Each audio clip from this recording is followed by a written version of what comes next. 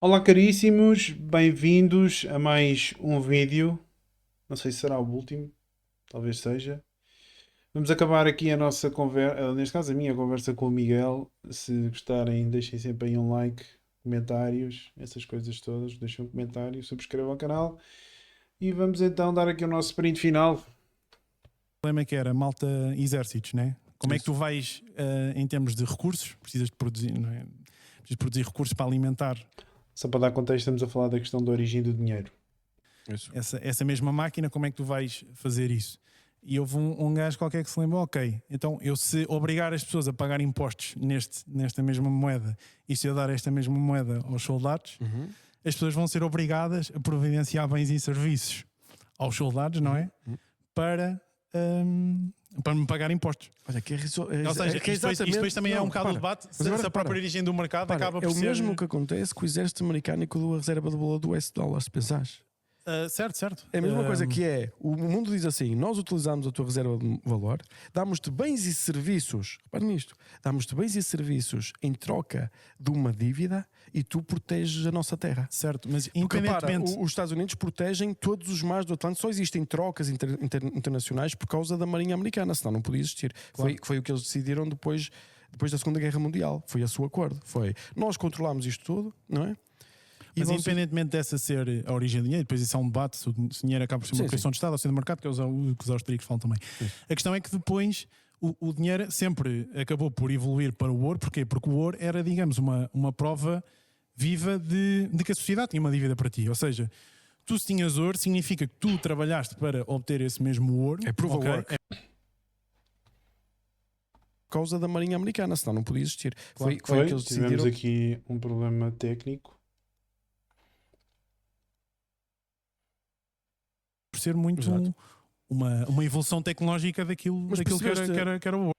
Por ser muito uma evolução tecnológica daquilo que era... A falar aqui da questão do ouro e não sei porquê.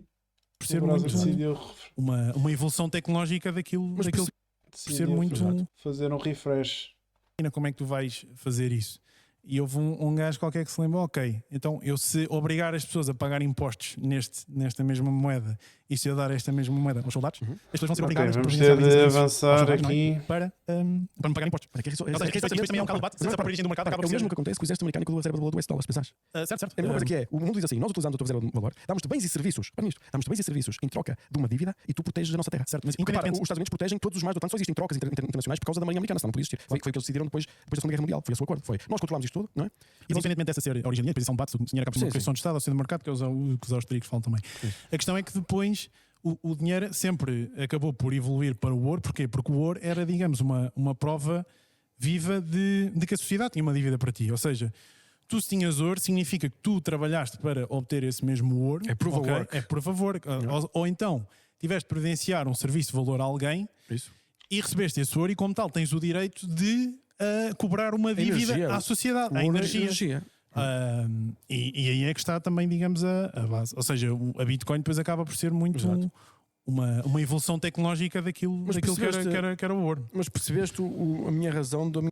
Ou seja, o argumento do ouro é muito esse. O ouro representa uma prova de trabalho, porque se alguém tem ouro, das duas uma, ou trocou de forma voluntária com alguém, ou escavou para desenterrá-lo então da terra. Ou seja, qualquer uma dessas duas vias representa trabalho. É uma prova viva que a pessoa trabalhou e, como tal, ela merece qualquer coisa em troca. E é isso que o ouro pretende representar e é isso que a Bitcoin pretende representar. Claro que a moeda fiduciária já não é. Porquê?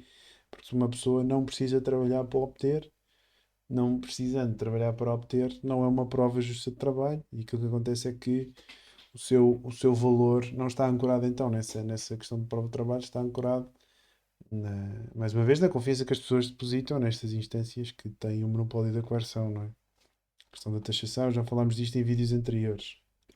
Minha desconfiança momentânea. Eu já não sei porque é que eu trouxe o tema da origem do dinheiro. Estávamos a falar. Não importa. Nós também já estamos a ficar cansados e é normal, o nosso cérebro começa a desligar. Já passou aqui um tempinho. Já passou algum tempo. Eu acho que o importante aqui ficou aqui muita coisa confusa.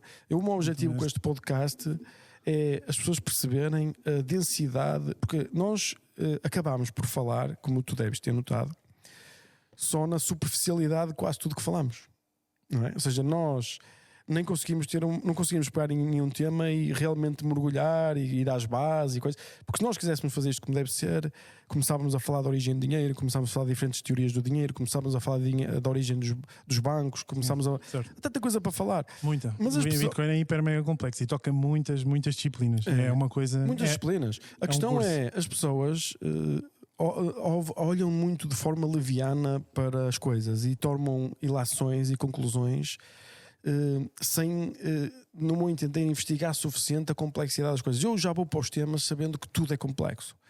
E eu acho que há uma oversimplification, ou seja, há um excesso de simplificação das ideias e das coisas que se apresentam à nossa frente pela parte das pessoas. E o meu objetivo principal desta conversa, eu sabia que nós não íamos chegar a conclusão nenhuma, eu sabia que chegámos aqui a alguns. Sim, sabia que não íamos mergulhar nas ideias, eu queria ter aqui algumas perguntas e tenho muitas mais para te picar. Mas o objetivo é que pica-me à vontade, ainda tens aí mais alguma coisa? Tenho muita coisa. Então, mas atira tudo. Mas já estamos cansados, teremos que fazer noutra sessão, percebes? Volta aqui para um episódio. Depois, quando eu voltar a Portugal, fazer os mais episódios, se calhar escolhemos uma coisa mais específica, um tema mais detalhamos melhor o programa. Exatamente. Mas o objetivo deste episódio é mesmo para o pessoal ter a noção da densidade, da complexidade que é o sistema monetário.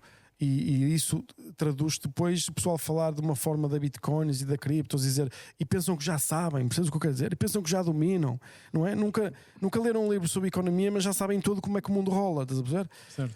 E eu acho que o objetivo daqui não é nós termos as soluções, mas pelo menos despertarmos a curiosidade para saber a densidade da profundidade de cada área que se pode explorar. Estás a perceber? A questão de Bitcoin é uma questão muito profunda e particularmente para as pessoas de economia que tiverem interesse em desenvolver o tema, têm de colocar em causa muitas das coisas que aprenderam. Ou seja, isto é mesmo uma experiência um bocadinho à Matrix. Ou seja, primeiro tens que destruir tudo para começares a aprender. Exatamente. Ou seja, mais uma vez, aquilo que se conhece é apenas um lado da moeda, o outro lado está completamente coberto, ficou escondido. Exatamente. E aquilo que eu posso fazer, peço desculpa, aquilo que eu posso falar da minha experiência pessoal é que sem dúvida atravessei aqui um autêntico rabbit hole depois de ter descoberto Bitcoin, porque realmente havia muitas coisas que eu tinha dado como certas e aquilo que o Bitcoin me mostrou é que nós não podemos de todo ter esta postura de confiar e depois, enfim, confiar e não verificar. Claro que vamos ter sempre que confiar em algumas coisas, nós não podemos dominar todas as áreas da nossa vida e não podemos estudá-las ao nível profundo que provavelmente desejaríamos. Mas no que diz respeito aqui à questão económica e financeira, é a base, não é? Aqui quer queiramos, quer não, a questão financeira tem sempre um impacto nas nossas vidas, para termos mais ou menos liberdade. A verdade é essa. Uma pessoa não é verdadeiramente livre se não tiver património.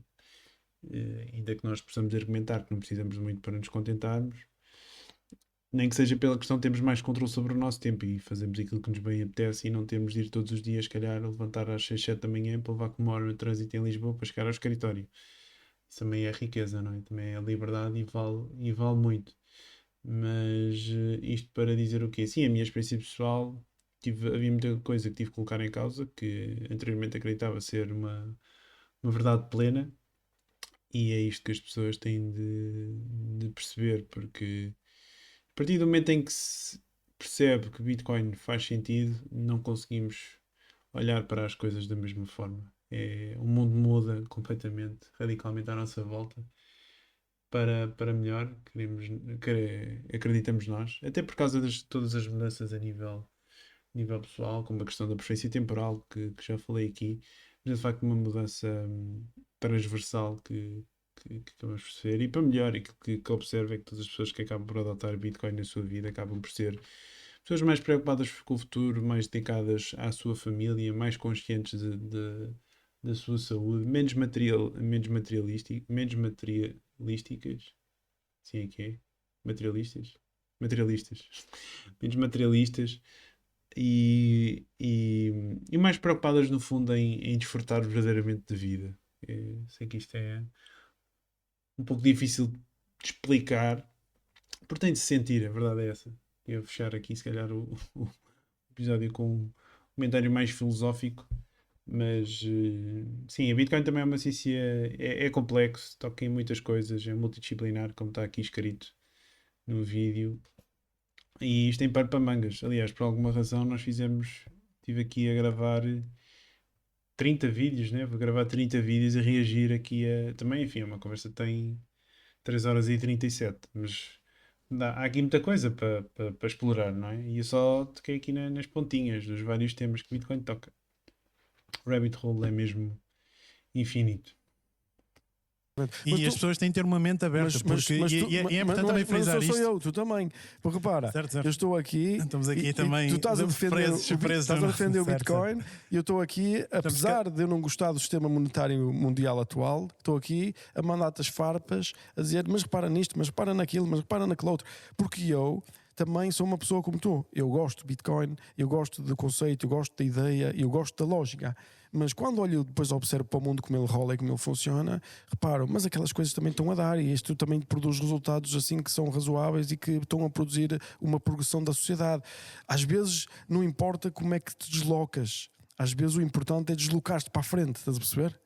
É um bocado isso. Será que as pessoas tolerariam o capitalismo se ele não fosse com esta estrutura social toda e esta produção da moeda? Se não houvesse inflação, será? Estás a perceber? Se calhar foi assim como o mundo funcionou até 1913, por isso.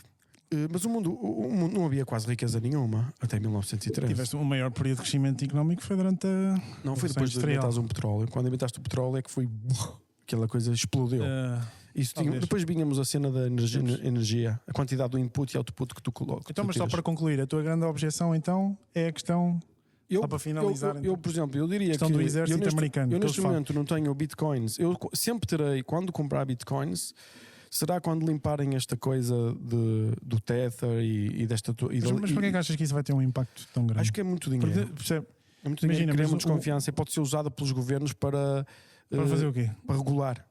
Percebes? Mas lá está, eles podem regular, eles podem dizer ok, vamos. Não vai acabar, mas pode valer 10 vezes mais e depois posso comprar 10 vezes menos, posso comprar 10 vezes mais barato. Então pode valer 10 vezes mais porque as pessoas apercebem que se eles estão a proibir é efetivamente uma coisa que traz valor para as pessoas e está a ameaçar. Se depois valesse muito, eles até acabam ainda mais mas agressivamente. Como? Explica-me como. Esse é que ainda não foste capaz de explicar. Eu podia ter ideias, mas não vou entrar por aí. Vou só dizer o seguinte, que é para sintetizar como tu disseste, não é? Que é eu estou à espera, acho que há pouco upside neste momento. Mas como é que. Ok, desculpa, continua. Acho que há muito downside. E eu, quando comprar Bitcoin, é só para comprar uma quantidade que me dê para subsistir a minha vida. Não é para ficar rico, é só para dizer. O propósito de Bitcoin não é para ninguém ficar rico. Ai, Miguel. O meu país, o sítio onde eu...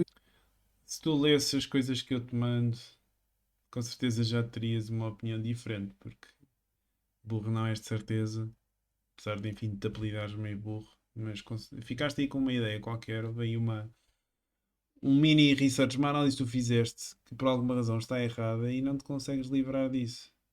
Na tua cabeça está aí esse raciocínio e não consegues livrar dele para colocar uma coisa fresca aí em cima e substituir a antiga. Arrebentou-se, todos os sítios onde eu tenho ativos arrebentaram-se e tipo Mad Max, tipo um Black Swan, um cisne negro. Sim, tipo Mad Max e tenho aqueles bitcoins só para resolver. Eu só fazia isso nesse bitcoin porque a minha objeção principal é o poder que os governos têm sobre. Ok, então mas vamos fazer um exercício em termos de riqueza mundial. Eu não sei se temos ainda espaço para gravar. Certo. Para finalizar. Temos, podes falar. Porque às vezes acaba a fita. Já vai muito longe, não é? Então, para finalizar, um exercício. Existem sensivelmente 900 trilhões de dólares de riqueza a nível mundial. Quanto é que tu achas dessa mesma riqueza está nesse... Já sei aquilo que fui dizer aqui no final. Vamos só puxar aqui mais um gráfico. Obviamente aquele mapa das classes de ativos do Jesse Myers. Vamos ver se eu arranjo.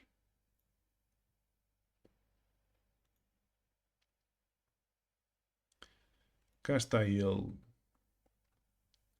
Vamos carregá-lo e a fazer play.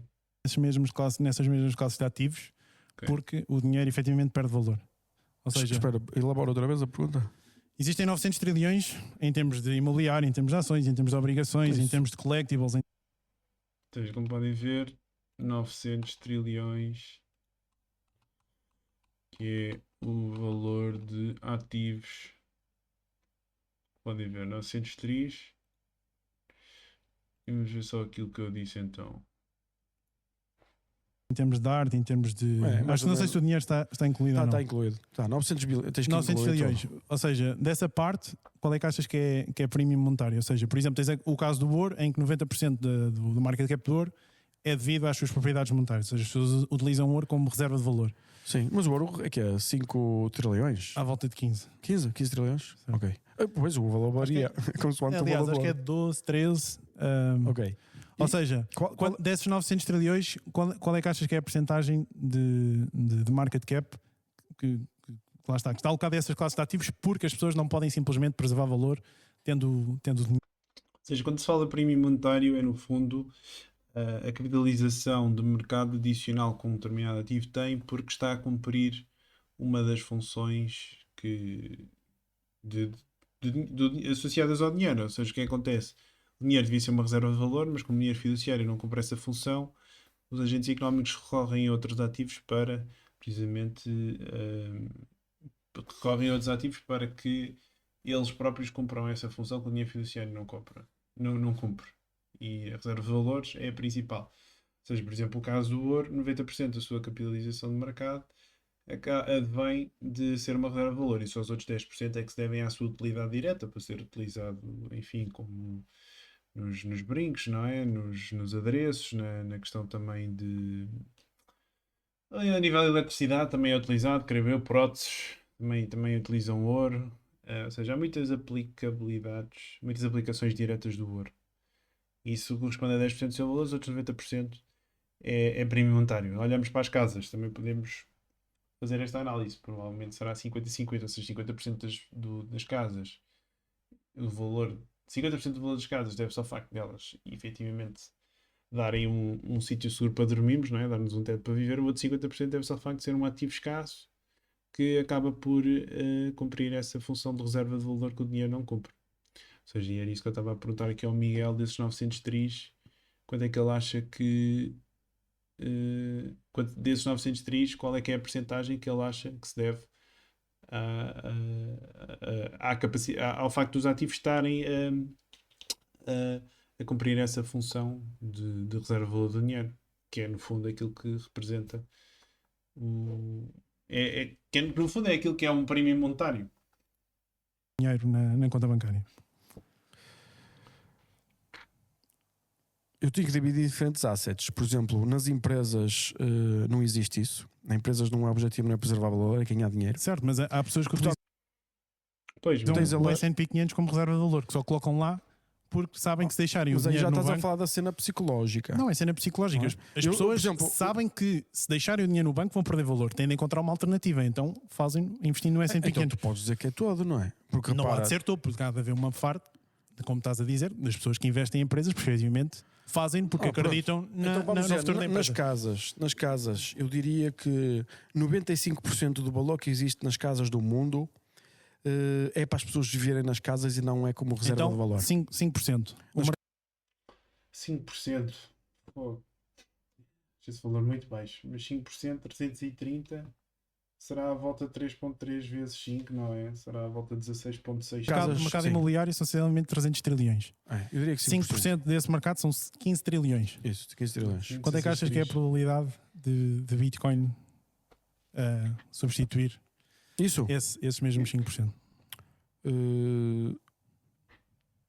A prazo? A prazo, acho que Daqui a acho que tem 20 anos, 30 anos. daqui a 20 anos, 30 anos, acho que é provável que possa atingir um valor desses, 10 trilhões. É. Não, mas imagina, dos 15, não é? Mas o problema é que não vais conseguir utilizá-lo. Mas Mas não é vamos só- complicar é o só raciocínio, ok? É. Estavas a dizer que 300 trilhões de imobiliário, 5% do mercado, 15 trilhões, não é? Mas o pessoal vai continuar a utilizar. Dá-me uma probabilidade para que esses mesmos 5% passem de imobiliário para Bitcoin. Passar todo, não, vai ser sempre gente que Mas vai usar como imobiliário. Não, mas deste-me os 5%. Eu posso fazer a pergunta, eu digo-te assim, eu não vejo problema nenhum em a Bitcoin valer 10 trilhões. Mas eu só estou a tentar Eu percebo o teu fazer raciocínio, tem uma coisa lógica. palpável.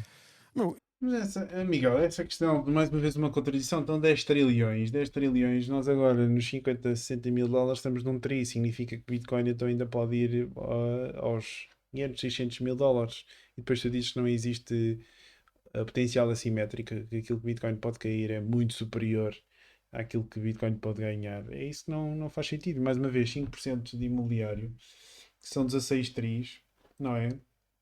Se nós assumirmos uma percentagem de 10%, como Miguel enfim, disse que era bastante plausível disso acontecer, estamos a falar que Bitcoin representa então, o seu valor justo seria 10% de 16 tris, seria 1.6 tris. Ou seja, 1.6 tris, sim, se calhar nesse sentido já não haveria um potencial assimétrico tão grande. Mas enfim, eu acho que o prémio monetário de imobiliário é muito superior a 5%. Ou seja, o valor das casas deve-se, aliás, 5% do valor total das casas, isto de corresponder ao valor que as casas de certa forma absorveram devido ao facto das pessoas estarem a procurar dizer o valor, parece-me muito pouco. Porque imagina, com 15 trilhões, se me disseres que há 10% de probabilidade, estamos a falar de 1,5 trilhão. Ou seja, eu não faria as contas dessa forma. Só 1,5 trilhão, Bitcoin neste momento vale 600 mil milhões. E não te esqueças que, ou seja, temos upside de 600 mil milhões, portanto era o dobro. 2,5 só para uma probabilidade de apenas 5% Mas das pessoas. Mas o problema não é isso. O meu problema do Bitcoin não é esse. O meu problema do Bitcoin é que tu não vais poder. Se ele ficar relevante. É os Estados. Vamos embora, vamos à luta. Eu tenho medo disso. Junta-te à luta. Eu tenho medo disso. Um gajo não pode abdicar dos seus ideais, mano. Não, mas é assim. Mas junta-te à luta tem que ser. Estou a ser ingênuo. Não é? Voltar. É verdade, nós estamos aqui. As pessoas ainda não. Isto é uma revolução, sem dúvida alguma. Tu tens que perceber o que é que as pessoas querem. E as pessoas não querem Bitcoin. Eu acho que não é isso que está a acontecer. Se olhares para as métricas todas, imagina, em termos de contas da. As pessoas querem Bitcoin, Miguel. As pessoas querem Bitcoin. O problema é que ainda não perceberam aquilo que Bitcoin lhes pode dar. Esse é que é o verdadeiro problema. Porque assim que perceberem, toda a gente vai querer Bitcoin. Porque as pessoas não gostam de ser roubadas, não gostam de ser ludibriadas. Economicamente, isto é um selo. Só que não o sabem. Malta está isso não importa. Basta 51% deles não quererem. Basta 51% das pessoas não quererem numa democracia para tu tornares o produto ilegal. Nunca te esqueças.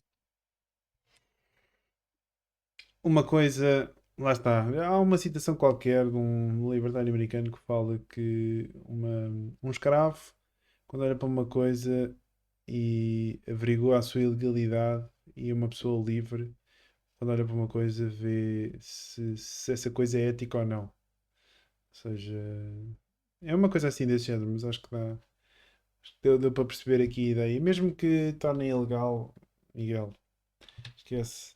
Haverá concorrência de Estados, como já disse aqui anteriormente, e não vale a pena estar a voltar a este ponto. Disso. Os 49% começam uma república. Mas ainda nova. falta, para os 49%. Mas falta, agora, não tenho, será, era existir repúblicas baseadas no Bitcoin, era incrível. Imagina, isso é um bocado a tese do indivíduo soberano, daquele livro que eu falei. Só para ver o que acontece, só para ver o que acontecia. Como os Estados, ou seja, se viveres num padrão Bitcoin, o custo de emitir dívida dos Estados vai subir drasticamente. Ou seja, os Estados vão se reduzir. Deixa ver o Estado pequenino. Era lindo, isso vai obrigar, ou seja, vais ter países como, sei lá, regiões como a Catalunha, como Flandres, vão ter muito mais flexibilidade para se tornarem independentes. Ou seja, vais ter muito mais micro-estados em vez de teres assim estes Estados todos poderosos. Mas não vão deixar, não é? Sabes como é? Eu gostava do mundo de micro-estados. Eu gostava. Mas Sim, claro, a concorrência entre Estados é sempre benéfico. E os Estados não vão deixar, mas a questão é que potencialmente perder então grande parte do seu poder, porque o seu poder advém da capacidade de controlar o dinheiro, e o Bitcoin tira-lhes isso. Enfim, viram aí tempos interessantes em qualquer tipo de vida.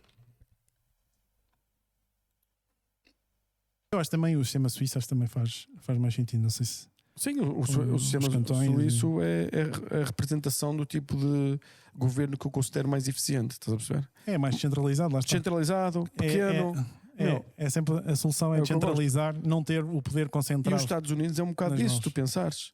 Os Estados Unidos é um governo federal, mas cada estado tem muito poder, os Exato. counties têm um poder, aquilo é uma confusão, aquilo é uma luta, aquilo é porrada por todos os lados. E isso é que faz uma verdadeira economia.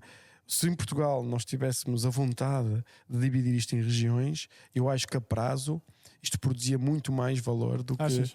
Olha, explica-me, que achas que conseguíamos dar dinheiro à TAP se estivéssemos descentralizados? Se vivêssemos num padrão Bitcoin, não Não, havia sem dinheiro ser para a padrão TAP, Bitcoin. não. Imagina que Só havia dinheiro para aquilo que é realmente imagina preciso. que Portugal era como a Suíça, certo? Certo. Imagina que Portugal é como a Suíça, cantões divididos com autonomia, assim, não é? Se houvesse, achas que toda a gente concordava em dar dinheiro para a TAP? Logo, Porque era muito mais difícil, não é? muito mais difícil. Dinheiro para o BES, como tu disseste, também é muito difícil.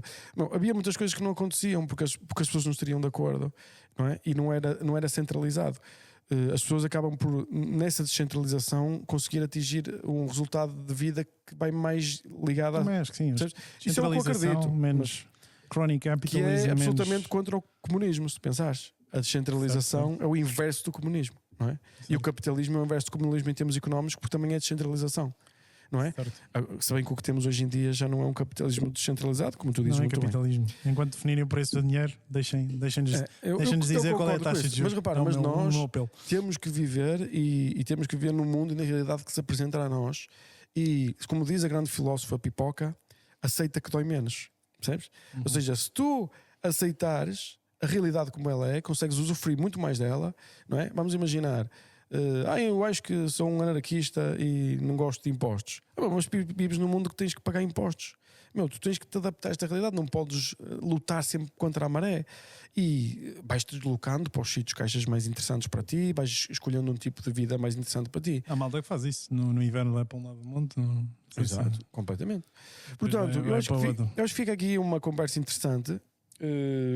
É curioso que esta questão do aceita que dói menos, e o Miguel tem toda a razão no que diz, mas isto também pode servir precisamente do outro lado, que é os Estados terem de aceitar que isto agora é o nome do jogo é acumular o máximo Bitcoin possível. E aceitem que dói menos.